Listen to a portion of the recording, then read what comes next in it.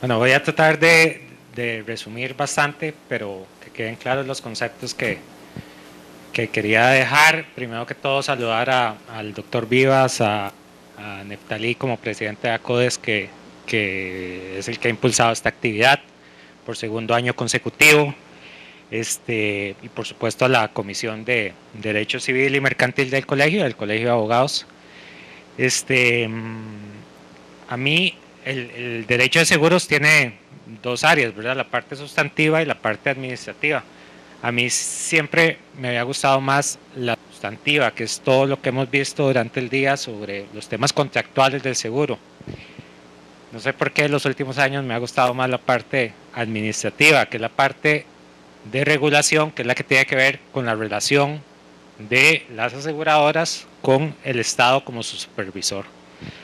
La agenda está equilibrada en esos temas. Mañana Silvia va a hablar de temas regulatorios, también Marielos, pero hoy fue puramente derecho sustantivo. Entonces, digamos, esta presentación pretende hablarles de esa otra parte del derecho de seguros, el derecho administrativo. En pocas palabras, la relación que tiene su GESE con los supervisados en ambas líneas. Supervisión basada en riesgo, vamos a explicarlo con más detalle, pero es un enfoque de la supervisión de seguros. La presentación trata sobre ese enfoque y trata sobre cuáles son los principales retos jurídicos a la hora de implementar un sistema de estos. El sistema de supervisión basada en riesgo, el enfoque de supervisión basada en riesgo es el enfoque por excelencia, de acuerdo con las mejores prácticas internacionales, y de acuerdo con la historia ha demostrado que los enfoques distintos no han sido exitosos. Muy recientemente, en el año 2008, pues todos evidenciamos una crisis financiera que se dio por una serie de riesgos que hubieran podido ser tal vez identificables de forma previa y solucionables, ojalá. Entonces la supervisión basada en riesgos va por esa línea.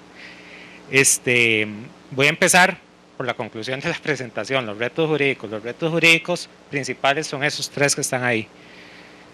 La fundamentación legal para el enfoque, ahora vamos a ver por qué. La seguridad jurídica para la industria, que sepa qué es lo que se le va a aplicar, que no hayan cláusulas sorpresivas, decía Sergio. Y la actuación administrativa en el sentido de que al final todos los actos de supervisión se reflejan en actos administrativos donde el poder del Estado se enfrenta al desarrollo de una actividad privada y por supuesto se somete a todo el régimen de derecho administrativo y tiene que estar digamos acorde con todas las normativas de ese tipo. Si queremos saber para qué sirve la supervisión, o sea, por qué se supervisan los seguros como cualquier actividad financiera son actividades tan importantes para el Estado que aunque son actividades privadas y deberían funcionar bajo el principio de autonomía de voluntad de las partes, el Estado dice, no, aquí hay un interés jurídico superior. El interés que tenemos es que los ahorros del público, ahorros entiéndase ya sea en cuentas corrientes, en sistemas de inversión, en el caso de seguros pagando una prima por la cual no está recibiendo una contraprestación inmediatamente, sino que una promesa de cobertura que eventualmente se puede convertir en una indemnización. Entonces el Estado dice que eso es importante para ellos y entonces pone un objetivo que es en el artículo 29 de la Ley Reguladora del Mercado de Seguros, que la superintendencia va a velar por la estabilidad y el eficiente funcionamiento del mercado de seguros. Ese tema de estabilidad y eficiencia o desarrollo se repite en muchas leyes y en muchos mercados y precisamente la misión de la IAIS, que es la Asociación Internacional de Supervisores de Seguros, también menciona esos elementos. Lo detalla aspectos adicionales como el tema de la conducta de mercado, el trato justo al cliente, etcétera, pero todo eso está comprendido en el tema de eficiente funcionamiento del mercado. Un mercado no puede funcionar eficientemente si todo se interpreta a favor de la aseguradora ni si todo se interpreta a favor del asegurado. Tiene que haber un equilibrio. Y la estabilidad se refiere más que todo al tema financiero. ¿Qué dice IAIS que hay que supervisar? Tres grandes áreas. La parte prudencial, que conocemos como la parte financiera, y es la parte que tradicionalmente siempre se ha supervisado. Van a tener las aseguradoras el dinero necesario cuando el asegurado o los asegurados reclamen lo que se les prometió. Para eso está la parte financiera, donde se analizan todos los temas de solvencia y de capital de las compañías de seguros. El segundo pilar de supervisión de IAIS es el gobierno corporativo. Por más plata que tenga una aseguradora, si no hay una buena administración en la compañía, si no hay una buena gobernanza, la plata se puede perder de un día para otro. Ejemplos vimos muchos también en la crisis del 2008. El último pilar, no menos importante, y algunas personas dicen que es aún más importante, es el de conducta de mercado. Conducta de mercado tiene que ver con trato justo al cliente y transparencia. La IAIS y la industria en general ha llegado a concebir que la conducta de mercado tiene la trascendencia igual a la parte financiera. Se ha determinado cómo los errores en trato justo, en transparencia, han provocado también situaciones prudenciales no deseables en el mercado. Entonces, los tres pilares son fundamentales. ¿Cómo supervisarlos? Ahí es donde entra el tema de supervisión basada en riesgo. Este logo, esta filmina nada más iba a tener esa foto, pero metí esta a raíz de una capacitación que tuvimos la semana pasada, me pareció, de Toronto Centre, me pareció muy, muy oportuna. Este es el símbolo chino para riesgo. Y se compone de dos símbolos, el de peligro y el de oportunidad. Todo riesgo es un peligro, pero al mismo tiempo refleja una oportunidad.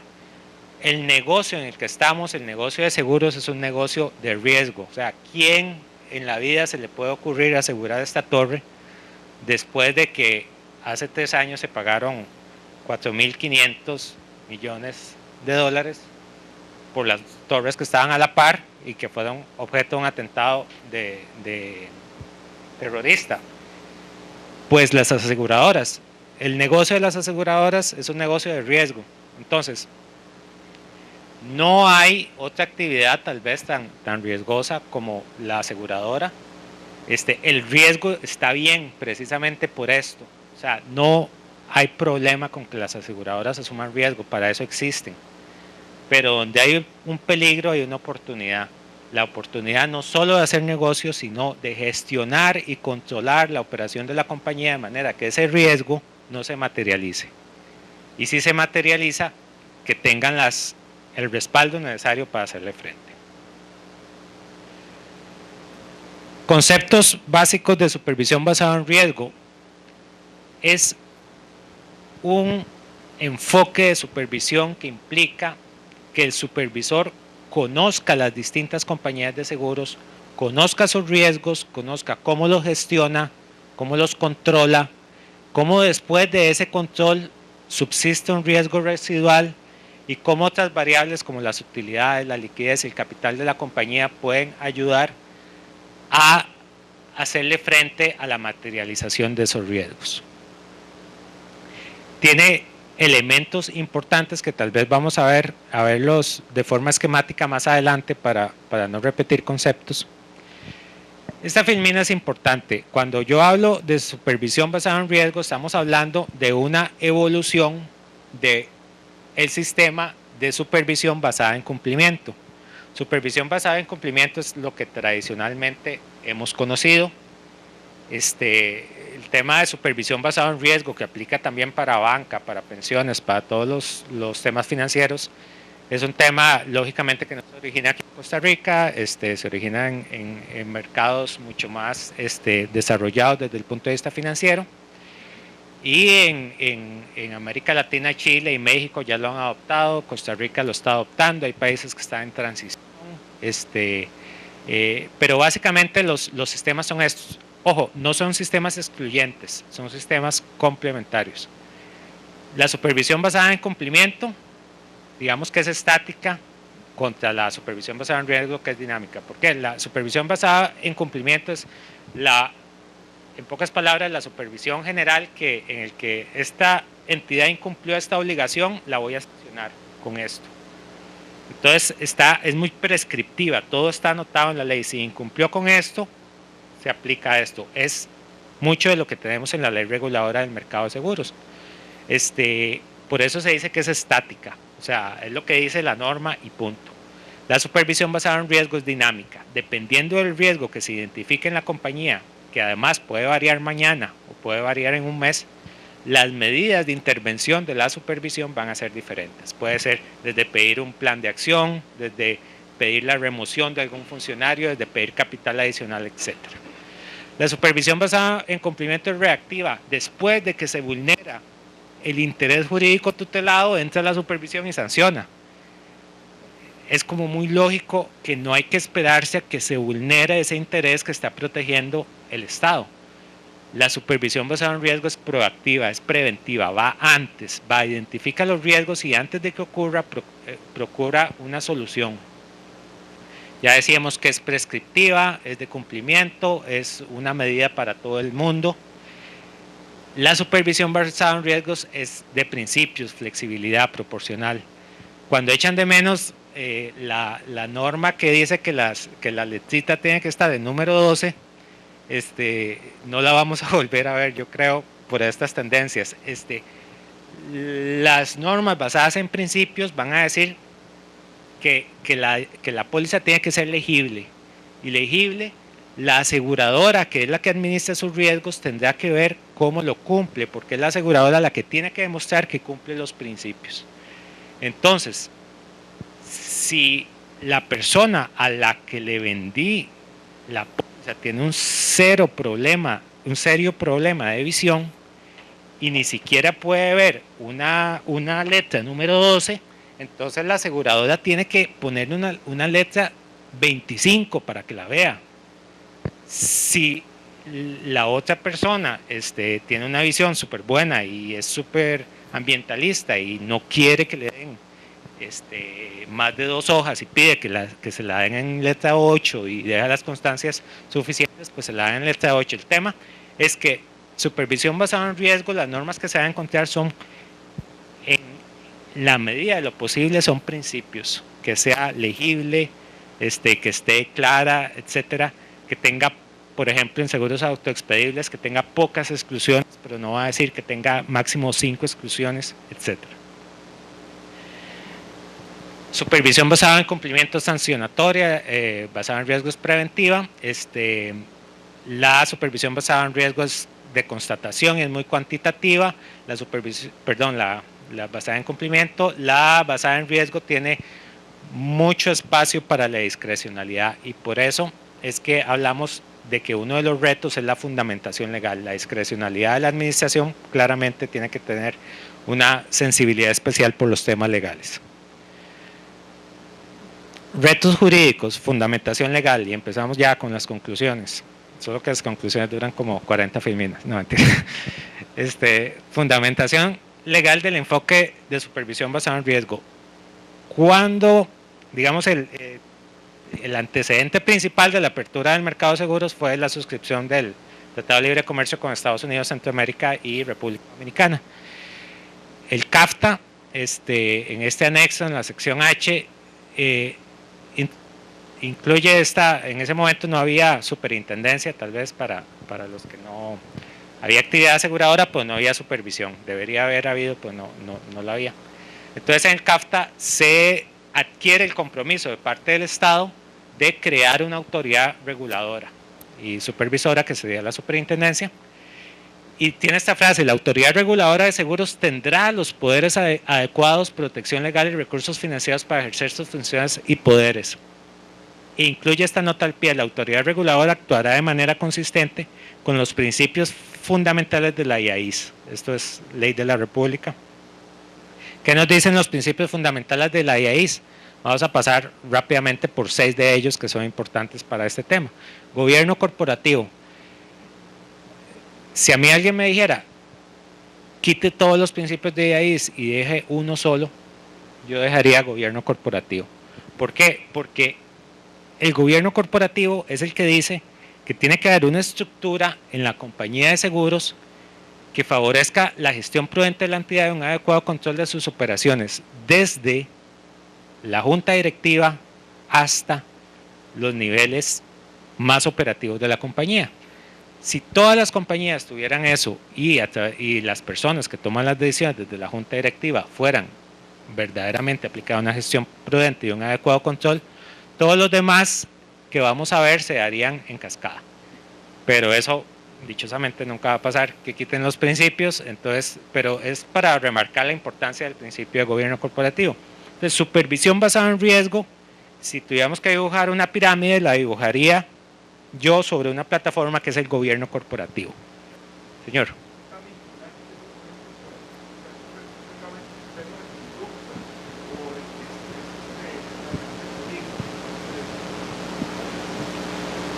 Gobierno corporativo es un reglamento del CONACYF. No, es un reglamento basado en principios, porque ese es el enfoque, y es que no puede ser algo prescriptivo, porque cada compañía es diferente. No le puedo pedir la misma estructura de gobierno corporativo a una compañía de seguros que solo vende una línea de seguros, un ramo de seguros como Qualitas, que solo vende eso, a la que le puedo pedir al INSS. Entonces, precisamente para eso es la normativa de principios, porque no es normativa prescriptiva. Si, eso sí, la pregunta es cómo se hace, se aplica, digamos, coercitivamente, se obliga. Porque los principios, a través de este esquema de supervisión, son verificables por la superintendencia. Cuando el principio en el reglamento dice que el órgano director tendrá que tener las capacidades necesarias para que, funcionando como órgano, pueda realizar las actividades que correspondan a la aseguradora, la supervisión va a ir y va a que ese órgano tenga en conjunto las capacidades, pero no va a decir, tiene que haber un abogado, tiene que haber un economista, tiene que haber.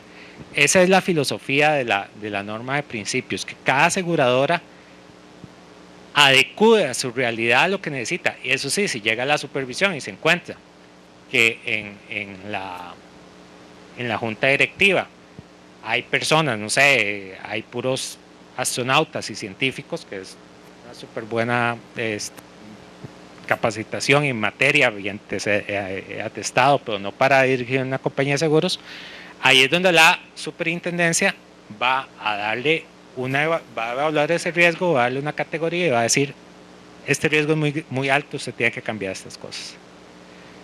El otro principio es gestión de riesgo y controles internos. Eso es lo esencial que se hace sobre esta plataforma.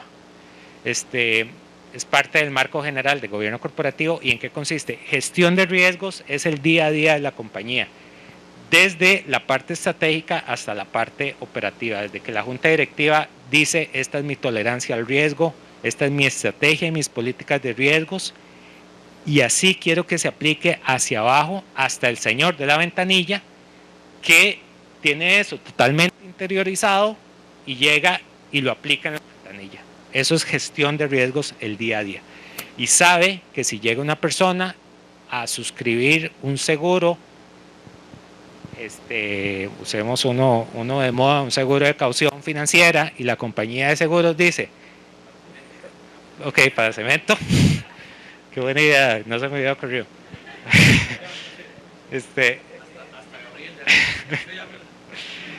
Y la compañía en su tolerancia de riesgo, en sus políticas, tiene claramente delimitado que no se mete en negocios de caución financiera para cemento.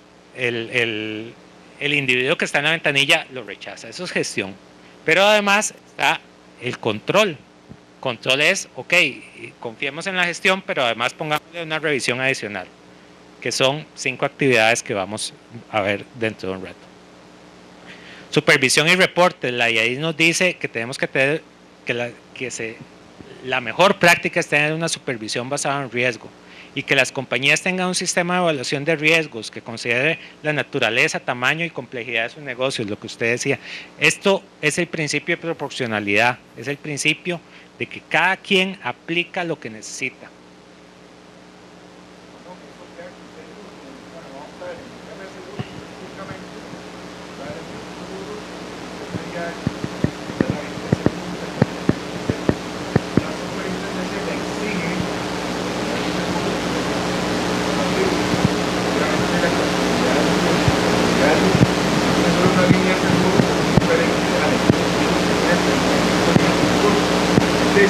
mire qué tan complejo es ese documento.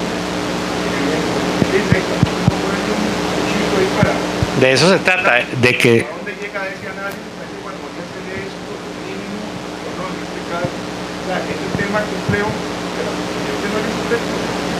No, de eso se trata, o sea, es una evolución a un sistema de supervisión donde se confía en la gestión y en los controles de la aseguradora, en su análisis o el intermediario, se pone una serie de principios y el intermediario o la aseguradora define cómo los quiere aplicar.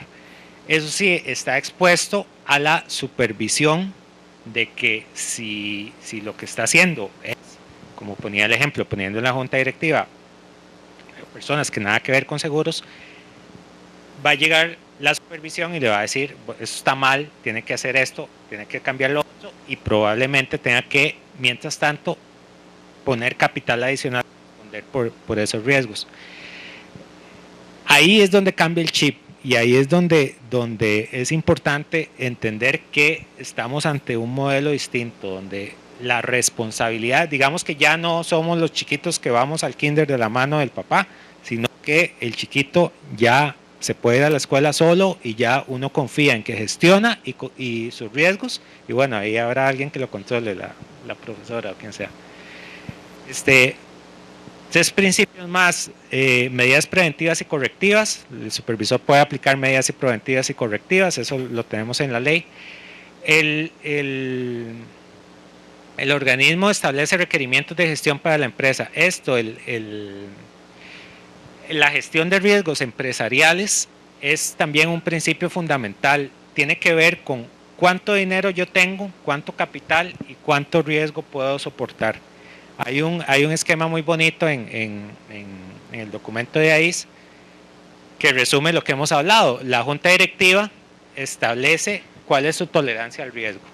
Voy a suscribir estos seguros, lo hace con base en su proyecto de negocio. Voy a suscribir estos seguros, aquellos no.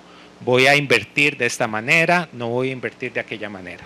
Eso que dice usted, ahí es donde la junta directiva dice hasta dónde quiere llegar con el riesgo, en caso de aseguradoras. Esto baja, pero al mismo tiempo se alimenta a una autoevaluación de riesgo contra solvencia. ¿Cuánto dinero tengo para soportar cuánto riesgo? Yo no puedo llegar con un capital muy bajo y pretender, en cierta medida puedo usar el reaseguro, pero tampoco puedo exagerar, pretender que voy a asegurar todos los riesgos de un país con un capital muy bajo. Entonces, con el capital que tengo, defino qué riesgos voy a asegurar, y de ahí mismo salen los elementos para cumplir con el capital regulatorio y económico que se pueda pedir. De ahí mismo salen las políticas y estrategias de gestión de riesgo de la compañía. Y el último es la adecuación de capital. La adecuación, el principio 17 lo que dice es que las compañías de seguros tienen que estar ajustando su capital de acuerdo con los distintos requerimientos de capital para la solvencia que ponga el supervisor y respaldar los distintos niveles de intervención supervisora. ¿Qué significa eso? Que tiene que haber capital para que cuando la superintendencia llegue y dice tiene que aportar, hay un problema de gestión de riesgo, aquí usted no revisa suficientemente quién es su reasegurador y eso le provoca un riesgo de crédito frente al reasegurador. Entonces, mientras usted soluciona eso, porque el objetivo no es sancionar, el objetivo es mejore usted eso, y cuando lo mejore, y mientras lo mejora, le pedimos un capital de tanto, porque tiene un riesgo de crédito que puede implicar tal pérdida, entonces pónganos un capital de tanto. Cuando ya mejore todo, el capital se libera. Ese capital, de acuerdo al sistema, no cuenta para la parte de solvencia. Y ahí eso nos lo pedía la ley que aprobó el tratado, y el tratado, la ley particular local, las personas visionarias que escribieron esta ley, pues, me refiero a Neftalí, por supuesto. Me refiero a Neftalí y a otra gente. La ley habla de evaluación de áreas de riesgo y parámetros de alerta temprana e intervención de la superintendencia. Este artículo 30 ya prevé el sistema de supervisión basada en riesgo.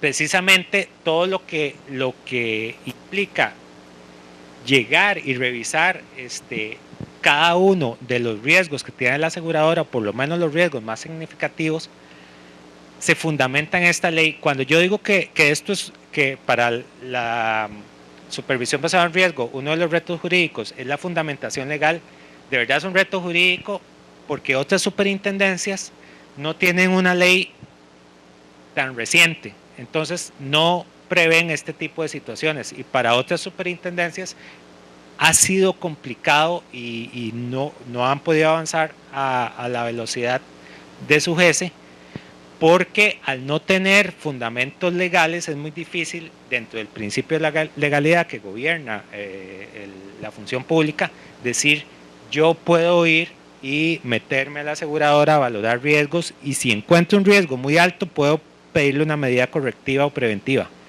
Eso nuestra ley dichosamente lo tiene salvado. Habla también, por ahí se mencionó, de la aplicación de hipótesis prudentes y razonables, así como las prácticas aceptadas internacionalmente que mejor se adapten al mercado de seguros. En seguros, bueno, ahí como en temas financieros no hay mucho que inventar, por dicha. Hay gente en Suiza, en Europa, y partiéndose la cabeza para buscar las mejores prácticas, y al final el ejercicio que hay que hacer es nacionalizar eso, ¿verdad? Que ver cómo gradualmente se aplica correctamente en nuestro mercado.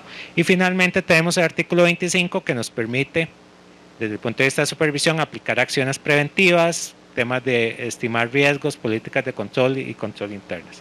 En fin, con eso y algunos precedentes jurisprudenciales, se ha logrado fundamentar este tipo de supervisión. ¿Cuáles precedentes? Hay un montón, pero me parece importante citar dos. Hay uno, del 2013, en el que se identifica muy claramente, ese es específico para seguros, el interés jurídico tutelado de la Superintendencia de Seguros y cualquier superintendencia financiera, que es la confianza legítima del consumidor en el mercado.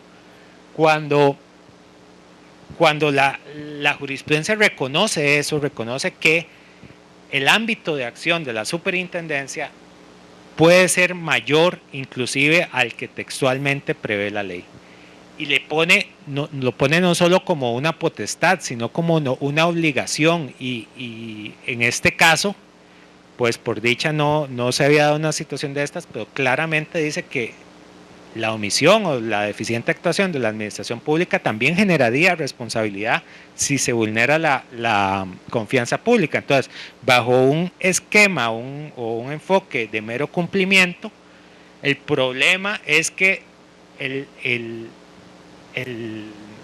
régimen empieza a funcionar cuando ya se vulneró el interés jurídico tutelado. Supervisión basada en riesgo es lo que evita eso. Y también estas sentencias de la Sala Constitucional, también muy atinadas en el tema, sancionatorio en materia de supervisión, dicen, la sanción es, vamos a dar un latinazo para no desentonar con los demás, sin tilde, ¿verdad? La última ratio, o sea, es la última instancia a la que debe acudir el régimen administrativo. ¿Por qué? Porque la sanción implica que ya se vulneró ese interés jurídico tutelado, y en materia de supervisión financiera no podemos ir tan lejos, no podemos esperar a que se vulnere ese interés. La potestad sancionatoria no es pues un fin en sí misma, sino un medio para hacer más eficaz el ejercicio de otras potestades que el ordenamiento atribuye a la administración para satisfacer intereses generales. Ahí es donde uno dice que los dos enfoques se complementan. El enfoque de cumplimiento no se puede eliminar, porque al final es el martillo que va a la par de la zanahoria, ¿verdad? Si no hay un régimen sancionatorio, es difícil aplicar un régimen de supervisión basado en riesgo, porque al final no se sabe en qué puede terminar el asunto. Pero ese régimen sancionatorio no puede ser el fin, sino un estímulo o un incentivo para cumplir con el resto de potestades que son más preventivas. Segundo Reto, seguridad jurídica para la industria. Como ustedes vieron ahora y las intervenciones rápidas que hemos tenido, el asunto es, wow, entonces ahora que el supervisor va a agarrar un riesgo y va a decir, este riesgo es alto, este es bajo, ¿qué pasa? O sea, ¿cuál es la seguridad jurídica de la industria en ese sentido? Para eso se han emitido los reglamentos correspondientes, el reglamento de gobierno corporativo, el reglamento del marco integrado de supervisión de seguros. Te doy una explicación más detallada, pero básicamente de este reglamento lo importante de entender es que cómo va a evaluar la superintendencia de la compañía de seguros. Si le voy a poner, si es una supervisión basada en riesgo, tengo que saber qué tipo de riesgos tiene la compañía. Y para valorarlos, no quiero hacerlo a dedo, ¿verdad? Entonces, el reglamento lo que hace es explicar cómo se van a valorar esos riesgos y las consecuencias de esa valoración. Entonces, el reglamento va a definir actividades significativas. ¿Por qué? Porque no me voy a meter a analizar todo lo que hace la compañía aseguradora, solo aquellos temas que de verdad representan un riesgo material. Por ejemplo, meterse a valorar los riesgos del INSS sería imposible, ¿verdad? La supervisión se basa mucho en informes de auditores, etcétera, pero supervisión basada en riesgo implica irse a meter a la compañía. Entonces, se definen actividades significativas. Claro está, en una aseguradora más pequeña es más fácil. Por ejemplo, en Qualitas nuevamente es una aseguradora monolínea, entonces solo hay una línea que analizar. Esa actividad significativa en seguros por excelencia siempre va a incluir temas que tienen que ver con el negocio de seguros. Entonces, siempre va a haber un riesgo inherente. Si lo ponemos a una situación más de la vida normal, digamos que, ¿cómo aplicamos esto a manejar un carro? Si la actividad significativa es manejar un carro, el riesgo inherente de manejar un carro siempre es alto. O sea, si yo me monto a un carro, me puedo matar a otras personas, puedo causar daños a la propiedad, etc. Ahora, mañana, cuando hablemos de Insurtech, vamos a ver que eso ya no va a pasar en unos años. Pero el riesgo inherente de manejar el carro es alto. ¿Qué hago yo para gestionar ese riesgo y qué controles tengo? Si yo soy una persona que aprendí a manejar muy bien, manejo con mucho cuidado, me actualizo en cuáles son las señales de tránsito, tengo un buen carácter, no me sulfuro, bueno, no se sulfuran las otras personas tienen buen carácter. Y además tengo en el carro esa alarma que cuando pasa de X kilómetros por hora se enciende y además tengo sensores en el carro y además tengo frenado automático, etcétera, etcétera. Entonces, esos actos de gestión y control me reducen ese riesgo inherente que tenía tan alto. Y eso me va a dar un riesgo neto. Ahí entran, en la medida de lo posible, bajo unas guías internas que tenemos, que se tienen en la superintendencia, una serie de valoraciones cuantitativas y cualitativas. Esto permite definir el riesgo neto. Si lo vemos directamente con la matriz que se usa, esta es la matriz, aquí se pone la actividad significativa, manejar un carro o un seguro de automóviles. Estos son los riesgos que se valoran para seguros. Riesgo de crédito, que es el riesgo con los reaseguradores, ¿me van a pagar los reaseguradoras o no lo que le estoy cediendo? Riesgo de mercado tiene que ver con las inversiones, estoy invirtiendo en instrumentos líquidos que tienen buen valor. Riesgo técnico de seguros, ese es el riesgo por excelencia de las compañías de seguros. Riesgo operativo, cómo manejo mis operaciones. Y riesgo estratégico, cómo la junta directiva o el management de la compañía visualiza las cosas. A esos 5 riesgos que le voy a poner una valoración como riesgo inherente, por ejemplo, si estamos hablando de actividad significativa, seguro de incendio comercial que incluye cobertura catastrófica, el riesgo inherente va a ser alto. O sea, estamos en un país sumamente vulnerable a catástrofes, el riesgo inherente siempre va a ser alto. Del técnico de seguros, pero dependiendo de la gestión operativa, que ya estos son los temas de gestión, voy entonces a tener un equipo de suscripción muy bueno que solo va a asegurar propiedades con muy buena construcción. Voy a tener una serie de medidas importantes desde el punto operativo que va a empezar a rebajar este riesgo inherente. Puede ser todo lo contrario, ¿verdad? Puede ser que estemos hablando del supuesto al revés y entonces más bien la gestión operativa eleva el riesgo.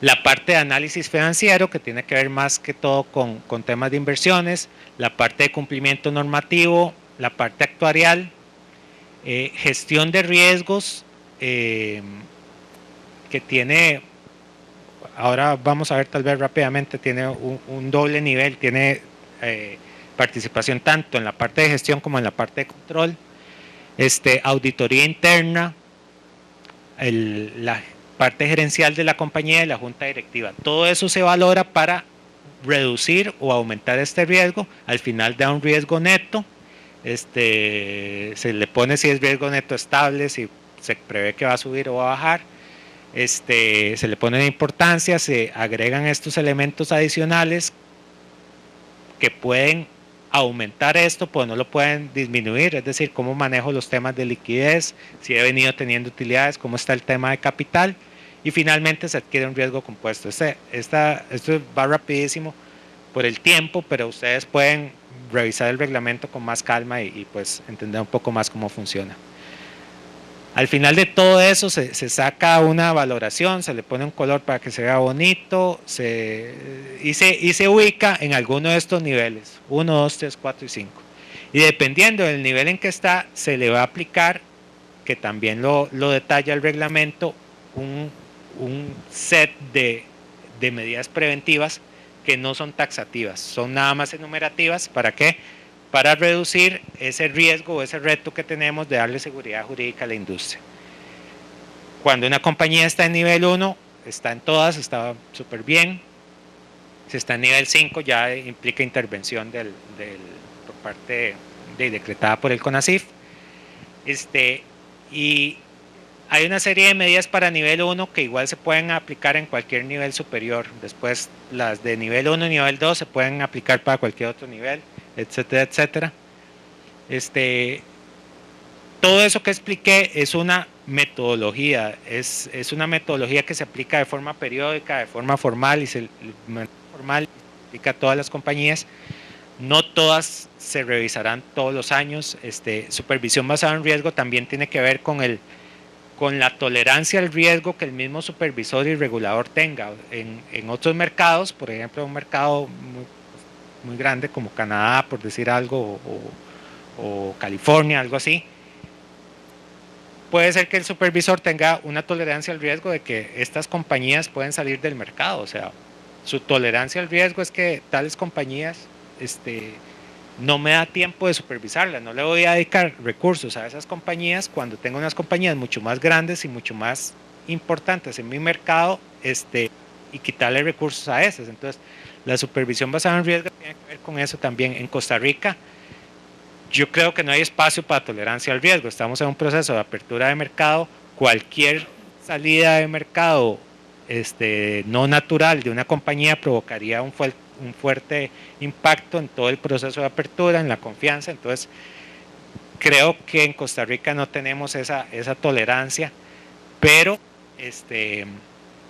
entonces normalmente esta metodología se tendría que aplicar a todas las compañías, pero también tiene que ver con un tema de recursos. Podrá haber unas que están tan bien en las revisiones que no necesitan hacerlo año con año, que se puede usar cada 2 años o cada 3 años.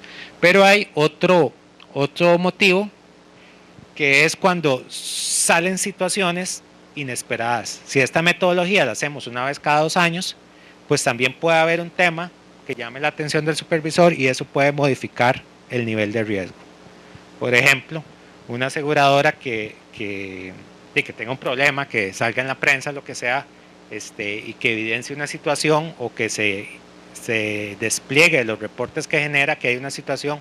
Entonces no nos vamos a esperar a hacer toda la evaluación, sino que de una vez se modifica el nivel de riesgo y se modifican las medidas.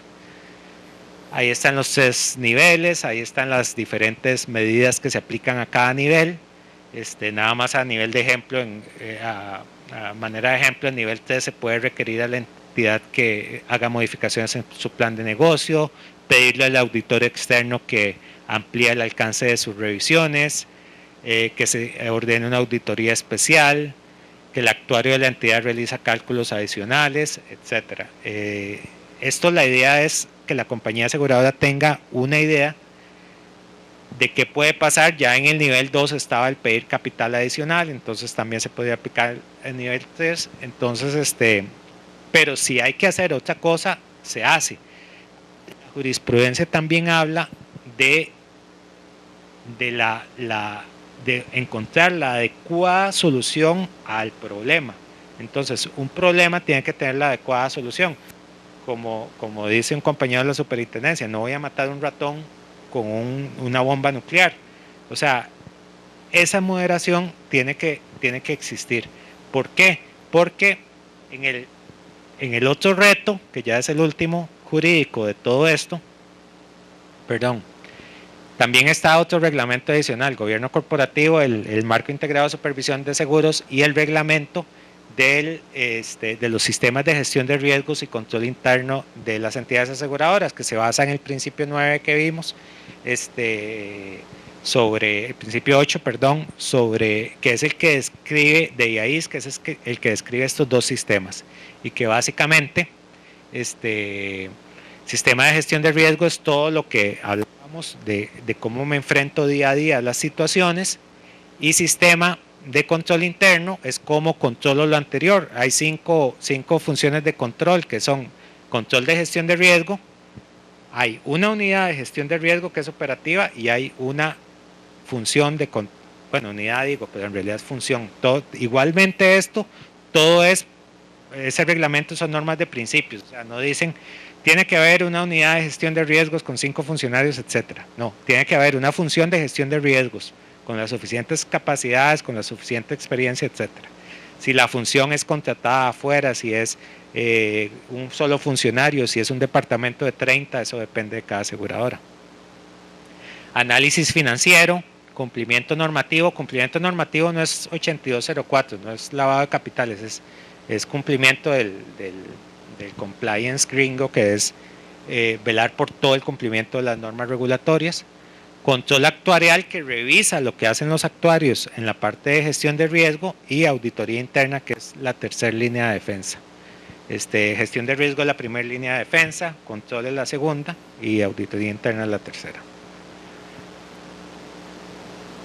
Vimos la actuación administrativa y directo a las conclusiones. Al final, la actuación administrativa implica que todo eso que hablamos, cuando llegamos a una compañía a decirle, usted tiene que poner 2 millones de capital adicional, que no van a ser contados para el índice de suficiencia de capital, sino que van a respaldar su mala gestión de riesgo y sus malos controles, o sus deficientes, para que no suene feo, se lo tengo que decir por un acto administrativo. Cuando yo la ubico en un nivel de riesgo, eso es confidencial, eso es interno, bueno, obviamente se discute con la compañía, pues no se publica nada, entonces la ubicación en el nivel de riesgo no genera consecuencias en la esfera jurídica del supervisado. Entonces eso no es un acto administrativo, no es impugnable, etcétera. Pero cuando yo le digo, ponga 2 millones o quite a este sujeto de la junta directiva o modifique esto, ahí sí estoy emitiendo un acto administrativo que es impugnable, y como tal tengo que justificarlo, tengo que decir, tengo que cumplir con todos los elementos constitutivos del acto, los elementos materiales, los elementos formales, etcétera. Y dentro de los elementos materiales, por supuesto, tengo que cumplir con los elementos objetivos. El acto tiene que tener un motivo, un contenido, un fin, y en motivo voy a tener que poner todos los informes, todas las conclusiones de la actividad de supervisión que me demostraron que la gestión de riesgos y los controles eran deficientes. Si no lo pongo así, esto va a ir a dar el contencioso y la compañía va a decir, no voy a poner los 2 millones que usted me pide porque no está motivado el acto. En resumen, rapidísimo, eso es lo que quería comentarles. Como les digo, de verdad son retos importantes, porque en muchos países la formalidad y el principio de legalidad del tipo de derecho que utilizamos nosotros impide que se apliquen estos sistemas que son mucho más flexibles. La idea es también saber cómo se va a valorar eso ya hemos aplicado el sistema, pero no hemos aplicado el examen de un juez, no nos han llevado a un contencioso, habría que ver qué tipo de jurisprudencia se genera, pero por el momento esos son los retos y así es como se están valorando. No sé si hay preguntas.